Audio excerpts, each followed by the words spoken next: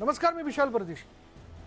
आजच्या दिवसातली चर्चेतली बातमी, कोकणातील प्रस्तावित नाणार रिफायनरी प्रकल्प रद्द करण्यात आला होता। स्थानिकांनी कडाडून विरोध केल्यामुळे तत्कालीन शिवसेना भाजप युती सरकारला हा प्रकल्प रद्द करावा लागला होता। त्यामुळे गेल्या वर्षभरापासून या प्रकल्पाला फुल स्टॉप मिळाला होता। परंतु हा प्रकल्प पुन्हा नाणारमध्येच होणार असल्याची चर्चा राजकीय वर्तुळात आता सुरू झाली आहे। आणि याचं कारण म्हणजे त्यावेळी जोरदार विरोध करणारे मनसे अध्यक्ष राज ठाकरे यांनी आता यू-टर्न घेत हा प्रकल्प महाराष्ट्रातच आणावा अशी भूमिका मांडली आहे। याबाबत राज ठाकरे यांनी मुख्यमंत्री उद्धव ठाकरे आणि राष्ट्रवादी काँग्रेसचे अध्यक्ष शरद पवार यांना पत्र लिहिलंय आणि त्यामुळे नाणार राहणार की जाणार असा प्रश्न सर्वसामान्यांना पडतो आणि यावरच आजचा आपला विशेष कार्यक्रम आहे। नाणार राहणार की जाणार।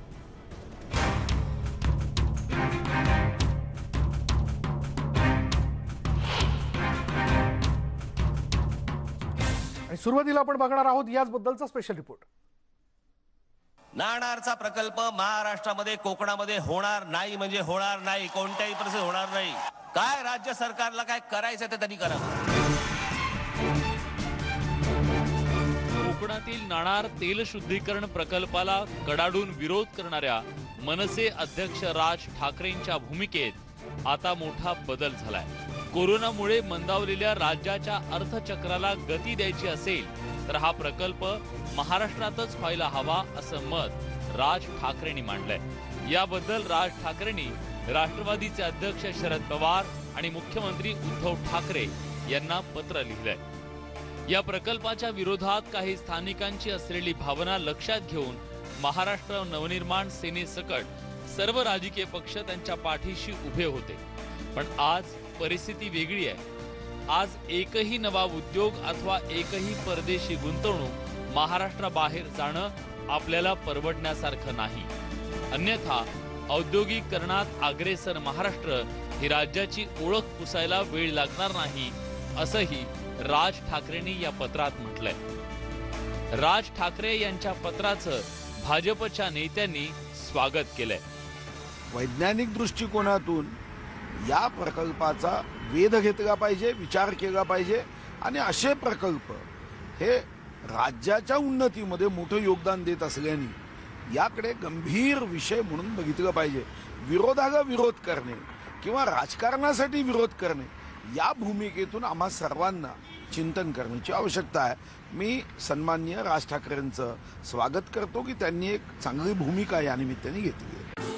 मनसेच्या या भूमिकेवर आमदार नितेश राणेंनी देखील पाठिंबा दर्शवत शिवसेनेवर सडकून टीका केली आहे। नाणारचा विरोध करण्याच्या मागचं त्यांचं उद्दिष्ट वेगळं आहे। आता आम्ही असं ऐकलेलं आहे की नाणारच्या मुख्य कंपनी बरोबर त्यांच्या मागच्या दरवाजानी सगळी चर्चा सुरू आहे, पण जसं बोलताना जोपर्यंत आकडा ठरत नाही तोपर्यंत तुम्हाला होकार येताना दिसणार नाही।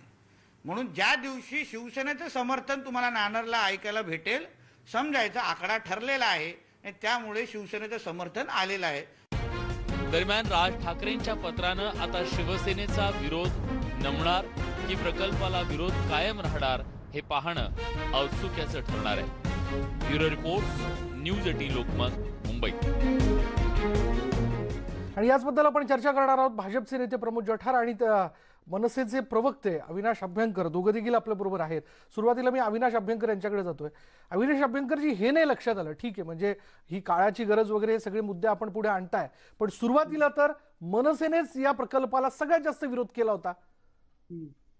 तुमच्या काय लक्षात नाही आलं? आपण जर पत्र नीट वाचलं असेल चारपानी साहेबांचं तर त्याच्यामध्ये उत्तम उल्लेख केलेला आहे की त्यांना काय म्हणायचं आहे। विरोध केला होता तेव्हाची असलेली परिस्थिती आणि सध्या असलेली संपूर्ण देशात किंबहुना आपण जर महाराष्ट्राचा विचार केला तर महाराष्ट्र राज्यामध्ये जी आता परिस्थिती आहे कोविड सदृश, त्यांनी कोट्यावधी लोकांच्या नोकऱ्या गेलेल्या आहेत, नंबर 1। नंबर 2, आता जर तुम्ही तिकडे बघितलं तर हा 3 लाख कोटीचा प्रकल्प जाणं हे महाराष्ट्र राज्याला आर्थिकदृष्ट्या परवडेल काय, जेव्हा शासनच म्हणते की आम्ही कंगाल झालेलो आहोत। नंबर 3 की काही महिन्यापूर्वी आपण असेच म्हणजे शासनाने निर्णय न घेतल्यामुळे एक मोठा प्रकल्प हा बेंगळुरूमध्ये गेला, जर तुम्हाला आठवत असेल टेस्ला त्याचं नाव, आलं का लक्षात? आणि ही सद्य परिस्थिती बघता काय निर्णय हे त्या परिस्थितीनुसार तुम्हाला घ्यायला लागतात। त्यामुळे आताची परिस्थिती अशी आहे की कोकणी माणूस, कोकणी अस्मिता, त्यांना होत असलेला त्रास आणि गेलेल्या नोकऱ्या, ह्या तिकडे जर तुम्ही पत्र नीट वाचलं तर त्या पत्रामध्ये संपूर्ण सगळ्या गोष्टींचा उल्लेख केलेला आहे की हा प्रकल्प कशा प्रकारे पूर्ण करायला पाहिजे. तर पहिलं कोकणी माणसाला संपूर्ण विश्वासामध्ये घेऊन त्याच्या ज्या काही शंका असतील, तिकडे जी काय परिस्थिती असेल, त्या सगळ्या शंका ह्या तज्ज्ञांशी बसून दूर केल्या पाहिजेत. नोकरीमध्ये प्राधान्य हे कोकणी माणसाला मिळालं पाहिजे. त्याच्यानंतर त्या माध्यमातून होणारे जे लघु उद्योग आहेत त्याच्यामध्ये प्राधान्य सुद्धा कोकणी माणसालाच मिळालं पाहिजे. आलं का लक्षात? त्यामुळे आता नुसता हा विरोधाला विरोध किंवा नुसतं समर्थन नाहीये, तर संपूर्ण विचार करूनच हा निर्णय घेतलेला आहे. कारण हे अजून कोविड किती महिने किती वर्ष चालणार आहे माहित नाही. आणि अजून जर बेकारीची कुऱ्हाड जर आली तर, आणि हा जर प्रकल्प इकडनं गेला तर ते आपल्यासारख्या राज्याला जे आता आर्थिकदृष्ट्या कमकुवत आहे हे परवडण्यासारखं नाही. आणि आपण जर पत्र नीट वाचलं, त्याच्या संपूर्ण पॅराचा अभ्यास केलात तर कुठेही घाईघाईने हा निर्णय घ्यायचा नाही आहे.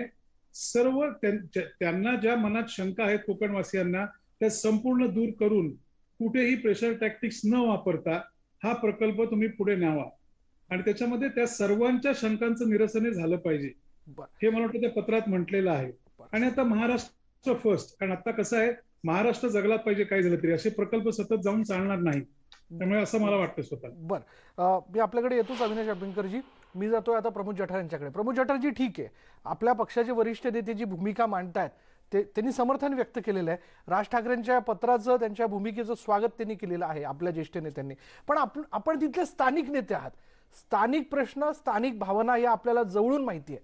आताही जर याबद्दलचा काही सकारात्मक निर्णय होतोय तर लोकांच्या मनात नेमके काय प्रश्न आहेत, त्यासाठी तिथली लोक तयार होतील का? 100% माझा आवाज येतो का? हो, बोला.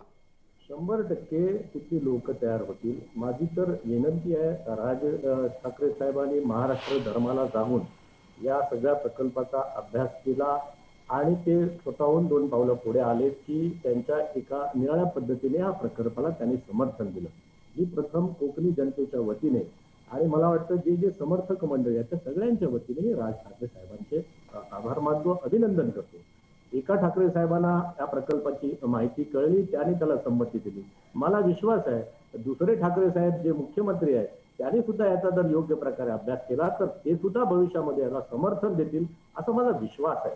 माझं तुमच्या माध्यमातून या सगळ्या जनतेला किंवा सगळ्या पक्षाच्या मंडळींना सांगणं आहे की आज 80% कोकणामधली घरं बंद आहेत बाबांनो. कोकणामध्ये हाताला रोजगार राहिला नाही. कोकण मायग्रेट होत आहे. सिंधुदुर्गात 7-8 लाख लोकसंख्या कमी आली. 4 आमदार होते, 3 झाले. हळूहळू 2 आमदारांची संख्या होईल. रत्नागिरी जिल्ह्यातली 15 लाखाची लोकसंख्या हळूहळू कमी होत चाललेली आहे. मला वाटते मायग्रेशन थांबवायचं असेल आणि या सगळ्या गोष्टीवरती रामबाण उपायाच्या कोविडच्या पार्श्वभूमीवरती वर्क फ्रॉम होम ज्याला असं म्हणतो तसं वर्क फ्रॉम कोकण असं म्हटलं तर मला वाटते या महाराष्ट्रातलीच नव्हे, देशातलीच नव्हे, ते विदेशातली आमची तरुणी सुद्धा घर वापसी होईल, घरामध्ये परत येतील आणि वर्क फ्रॉम होम आणि वर्क फ्रॉम कोकण मला वाटते योग्यरित्या होईल. आणखीन एक मुद्दा मी तुम्हाला या निमित्ताने सांगतो की ज्या लोकांना, मी त्यांचा पण आदर करतो की ज्यांचा अजूनही विरोध आहे, ज्या लोकांना माझी तुमच्या माध्यमातून, या मीडियाच्या माध्यमातून, तुमच्या या टीव्हीच्या चॅनलच्या माध्यमातून माननीय मुख्यमंत्र्यांना सुद्धा सांगणार की ज्यांना जागा द्यायची नाही त्यांची जागा नका घेऊ, पण ज्यांच्या जागा द्यायच्या आहेत त्यांचा सन्मान करा. 80% जास्त लोक, म्हणजे 8,000 एकरपेक्षा जास्त लोक आपली संपत्ती पत्र घेऊन तुमच्याकडे येत आहेत. ज्यांना जागा द्यायची त्यांची जागा घेऊन नका घेऊ, आमचं काही म्हणणं नाही.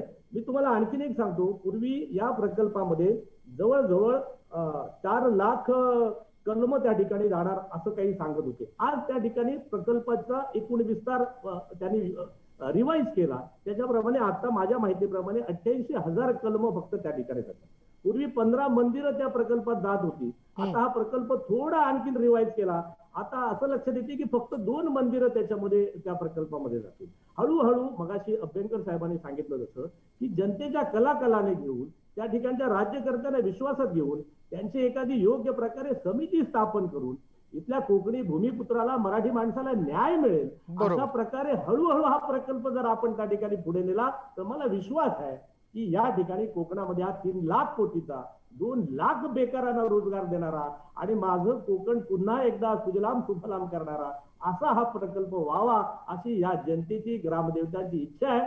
त्याचा महाराष्ट्र धर्माचा सन्मान सगळ्या राजकीय नेत्यांनी करावा बरोबर. ही माझी आपण दोघंही फार प्रॅक्टिकल मुद्दे खरं तर सध्याच्या परिस्थितीला धरून मांडतात. अधिक आपल्याला चर्चा करायची आहे. ब्रेक नंतर आपण या मुद्द्याकडे जाऊयात, कारण आता अर्थात जर ह्या अशा पद्धतीने दोन्ही बाजूनी जर या गोष्टीला समर्थन मिळत असेल तर राज्य सरकारने काय भूमिका घेतली पाहिजे, घेऊयात चर्चा करूयात.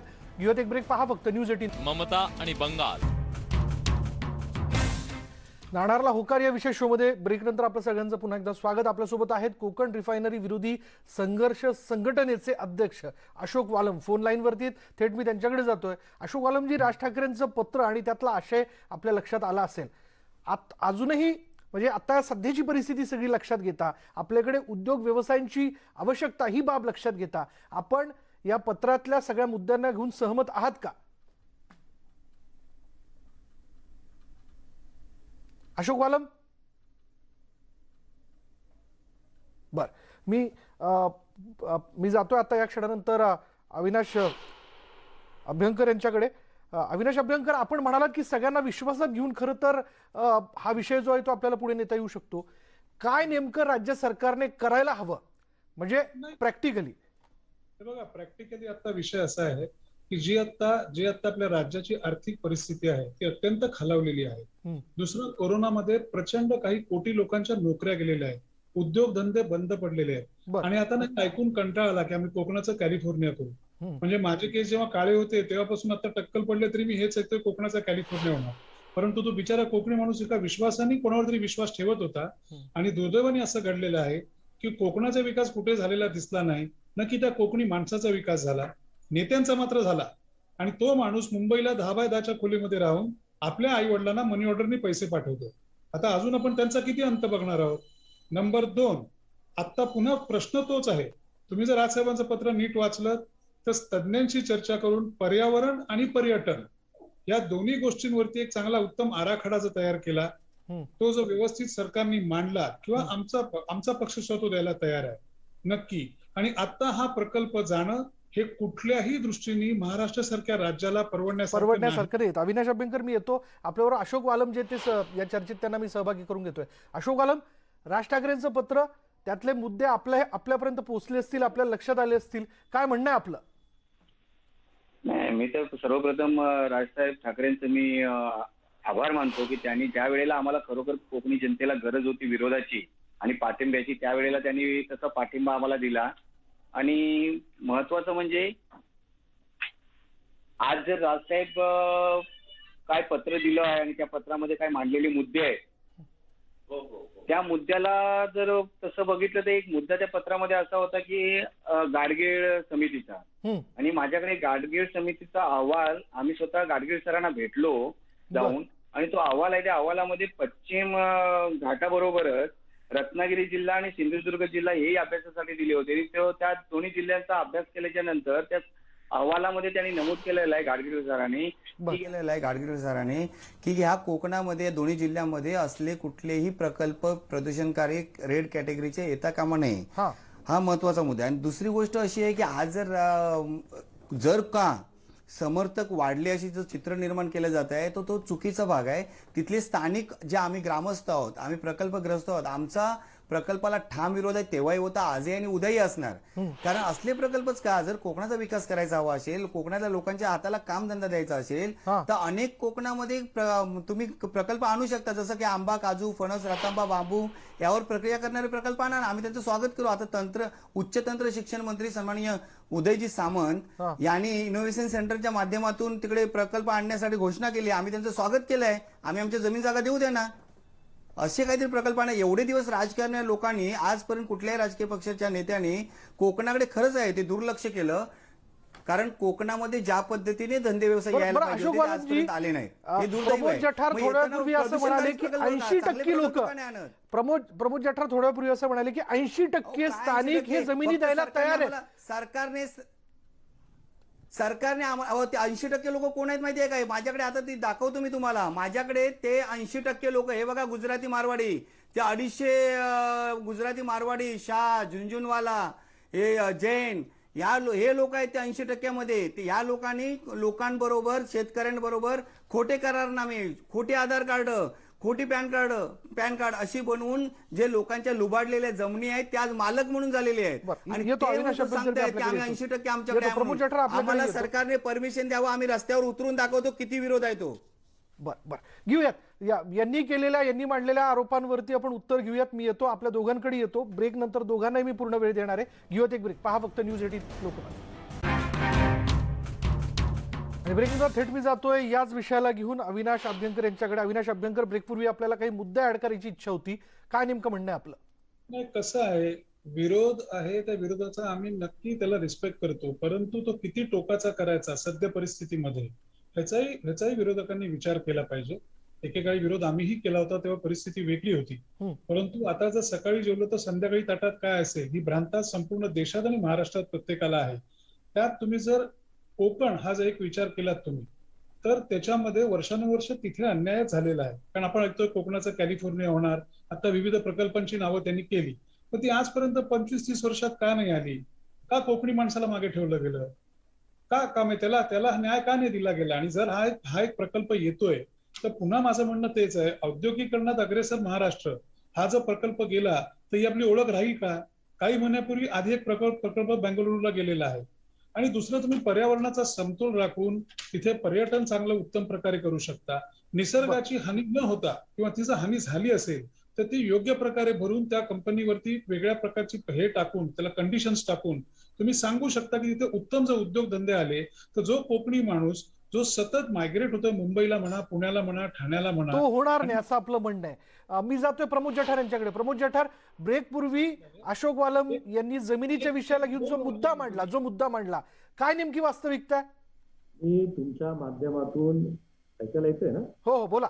तुमच्या माध्यमातून अख्ख्या महाराष्ट्रातील जनतेला माझं सांगणं आहे, माझं सरकारी पक्षाला सांगणं आहे की हा कुठल्याही प्रकारचे तंटामुक्ती अध्यक्ष नसलेला हा तंटा आहे. त्यामुळे माननीय मुख्यमंत्र्यांना माझी पहिली विनंती आहे की वालम साहेब सांगतात ते खरं, विनायक राऊत सांगतात ते खरं, प्रमोद जठार सांगतात ते खरं, समर्थक मंडळी सांगतात ते खरं, राज ठाकरे साहेब सांगतात ते खरं, कोणाचं खरं आणि कोणाचं खोटं हे निश्चित करण्यासाठी उभ्या महाराष्ट्रामध्ये या प्रकल्पावरती आधी एक तंटामुक्ती अध्यक्ष नेमा. तो अध्यक्ष किमान माननीय शरदचंद्र पवार साहेब असतील, शिवसेनेमधले एकनाथजी शिंदे साहेबांसारखे ज्याने समृद्धी महामार्ग त्या ठिकाणी योग्य प्रकारे हाताळला ते असतील, नाना पटोले जे असतील. माझी विनंती आहे तुमच्या माध्यमातून महाराष्ट्राला की आधी कोण खरं बोलतंय आणि कोण खोटं बोलतंय, किती झाडं जातात, किती जमिनी जातात.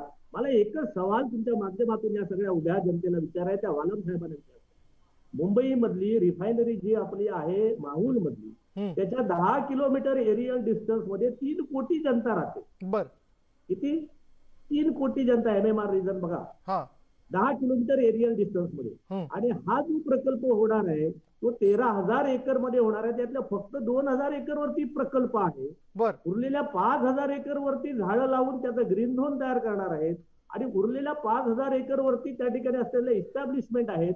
म्हणजे जवळजवळ 5 ते 10 किलोमीटर एरियल डिस्टन्स मध्ये तिथे कुठल्याही प्रकारची जनतेची वसाहत करणार नाही, त्याच्या बाहेर ती करणार आहे. अशोक वालम यांच्याकडे जाऊयात. अशोक वालम, मला जठार साहेबांना सत्य परिस्थिती काय आहे ही समजून घेण्याची मी त्यांना विनंती करतो. विनाकारण काय इथे राजकारण कोणी करू नये. खरोखर आमच्या जीवनाशी उगाचपणे हा खेळ मांडलेला आहे. 2 वर्ष आम्ही जीवाच्या अंतकाने आम्ही लढलो आहे. वास्तविक जे सत्य आहे हे समोर येतच नाहीये. आम्ही त्या टायमाला वारंवार मीडियाच्या माध्यमातून तुमच्या माध्यमातून आम्ही हे सत्य जनतेसमोर आणलंय. आजही तिथे आमचा भूमिपुत्रांचा आणि त्या प्रकल्पग्रस्तांचा ठाम विरोध आहे. यात जे कोण सांगतात हे जे मगाशी मी तुम्हाला दाखवले 250 लोक यांची जमीन जी घेतलेली आहे आणि ती परत त्यांना आता मिळत नाहीये किंवा त्यांची जी गुंतवणूक झालेली आहे 950 कोटीची ही कुठेतरी ते अटकलेली आहे. त्यांना सोडवण्याचा सगळ्यांचा घाट आहे हे मला तिथे खास करून नमूद करायचं आहे. नाहीतर जो रद्द झालेला प्रकल्प तिथेच का केला जातोय हा मुद्दा मी तर सांगेन. ज्याचं प्रदूषण आणि हा मुद्दा आधी जरा बाजूला ठेवूया, पण तिथेच करण्यासाठी सगळी मंडळी का ठाम आहे? कारण त्याच्या पाठचं कारण आहे या प्रकल्पाच्या जे दलाली ज्यांनी केलेली आहे त्यांची आता इथे दलाली केलेली आहे आणि जी गुंतवणूक झालेली आहे ते खोटे आधार कार्ड पॅन कार्ड बनवून त्यांची चौकशी लागलेली आहे आणि चौकशी अंतिम टप्प्यात आहे. याच्यामध्ये मोठे मोठे राजकीय नेते, त्यातली दलाल मंडळी, गुंतवणूकदार हे सगळे अटकणार आहेत. त्यासाठीच प्रमोद जठार म्हणतात ना, एक समिती नेमा, आपण हे सगळं व्हेरीफाय करू, शोधू, असं सांगतात अशोक वालम. माझं म्हणणं आहे, ऐका जरा मला बोलायला द्यायचं. या 2,500 वालम साहेब जी म्हणतात 2,500 एकर ती वगळून टाका, ती डिस्प्युटेड लँड ठेवा, ती परत शेतकऱ्यांना द्या. मी 2,500 एकरचं बोलतच नाहीये, परत शेतकऱ्यांना द्या. 2,500 एकरचं म्हणतच नाही मी. जी 8,500 एकर जमीन सांगताय ना तुम्ही, 8,500 एकर जमीन आमच्याकडे सगळे कागदपत्र आहेत, आमच्या हातात आहेत, माझ्याकडे. माझं मोठं म्हणणं आहे, ही सगळी जमीन सोडा, त्याच्या पुढची कुठली जमीन असेल शेतकऱ्यांची ती घ्या रे. प्रकल्प जायला देऊ नका, हा आमचं म्हणणं आहे. तुमचा काय जीव नाही प्रकल्प, मग तुम्ही नाही प्रकल्प जायला देऊ नका ना, तुम्ही कोकणातच का सगळ्या, हे बघा कोकणात म्हणजे काय, माझ्या नाही कुठली, ठीक आहे, हे तुमचं सगळ्यात महत्वाचं म्हणजे ही पण कोकणात प्रकल्प अधिकार प्रत्येकाला आहे. जठार साहेब, अधिकार प्रत्येकाला आहे, अधिकार कोणाला नाही असं नाही आहे. आमची घरदार, आमची जमीन जागा, आमची घरदार, आमच्या वाडवडिलांचं अस्तित्व, इथली असणारी देवदेवस्थान वाचवण्याचा आम्हाला अधिकार नाही का? साहेब तुमच्या जागा सोडून द्या, आम्हाला अधिकार नाही. नका घेऊ यांच्या जमिनी. माझं तर सांगणे, नका तुमच्या जमिनी. नाही, मग जिथे ज्या प्रकल्पाला ऐकून घ्या, मग तिकडे ज्या ठिकाणी या प्रकल्पाची जर विदर्भ मराठवाड्यात तिकडे कोणी मागणी केली होती तिकडे घेऊन जा ना, नागपूरला घेऊन जा. ज्यांना जमिनी घ्यायच्या त्यांच्या घ्या. हे कोण सांगणार यांच्या जमिनी घ्या आणि यांच्या जमिनी घेऊ नका? तुम्ही कोण सांगणार? तुम्ही कोण सांगणार आहे? तुमचा काय संबंध आहे? तुम्ही तिथे दलाली केलेली आहे म्हणून तुम्ही बोलताय. म्हणणार मी पण आहे ना, तुम्ही नाही म्हणता तसं होय म्हणणार. मला नाही होय म्हणणार. हे बघा, मी तिथे भूमिपुत्र आहे, माझी जमीन जाते, माझं घर जात आहे, माझं देऊळ जात आहे, म्हणून मी लढतोय. तुमचं काय जाते तुम्ही सांगा ना. अरे आमचं काय जातं मांजापूर, सिंधुदुर्ग, पाकिस्तान सोडा. पाकिस्तानचे तुमच्या समोर पाकिस्तानी लोक तरी परवडले, तुम्ही तर मेलेल्यांच्या टाळूवरचं लोणी खाणारे लोक आहात तुम्ही. माझं तर म्हणतो तुमच्या जागा देऊ नका, तुमचं नाणार वगळा,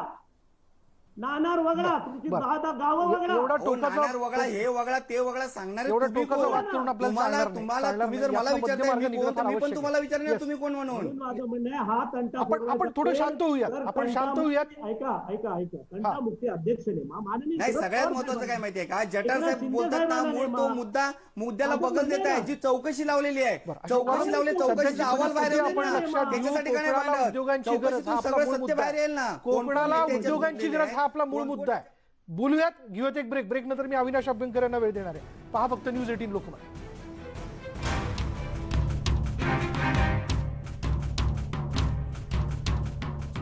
आणि ब्रेक नंतर थेट मी जातोय अविनाश अभ्यंकर यांच्याकडे. अविनाश अभ्यंकर, यात कोणत्याही प्रकारचं दुमत नाही की कोकणी माणसाच्या हाताला काम मिळालं पाहिजे, उद्योग व्यवसाय कोकणात आले पाहिजे. ब्रेकपूर्वीची चर्चा आपण बघितली. काय वाटतं, जर अशी मतमतांतरे असतील तर कसं जमून आणायचं आहे? नाही, हे मग कोकणी माणसाचं दुर्दैव असं मला स्वतःला वाटतं. कारण कसं आहे की जर एखादा 3 लाख कोटीचा प्रोजेक्ट जर येणार असेल, तो प्रकल्प, त्याला विरोध जर करायचा असेल तर तो विरोध संपूर्ण अभ्यास करूनच केला पाहिजे. मी समजू शकतो स्वतःच्या काही भावना असतात, तिकडच्या आपली स्वतःची जमीन असते, मंदिर असतात, परंतु ह्या सगळ्या गोष्टींमध्ये नीट बसून संयमाने सद्य परिस्थितीचा विचार करून तुम्ही त्यातनं उत्तम असा मार्ग काढू शकता. एवढा मोठा प्रकल्प आल्यानंतर त्यात तुम्ही कंडिशन टाकू शकता की नोकऱ्या ह्या प्राधान्याने तिकडच्या स्थानिक भूमिपुत्रांनाच मिळाल्या पाहिजेत किंवा कोकणातील लोकांनाच मिळाल्या पाहिजेत. एक लक्षात घ्या, जेव्हा एखादा हा मोठा प्रकल्प येतो तेव्हा त्या माध्यमातून दुसरे लघु प्रकल्प सुद्धा तिथे उभे राहतात. ती कामं सुद्धा तुम्ही ह्या मुलांना चांगल्या प्रकारे ट्रेनिंग देऊन ही कामं देऊ शकता. आणि हे गेल्यानंतर समजा हा प्रकल्प इकडनं गेला तर ह्याच्यानंतर तिथे अशी काही गोष्ट येणार आहे का भविष्यामध्ये?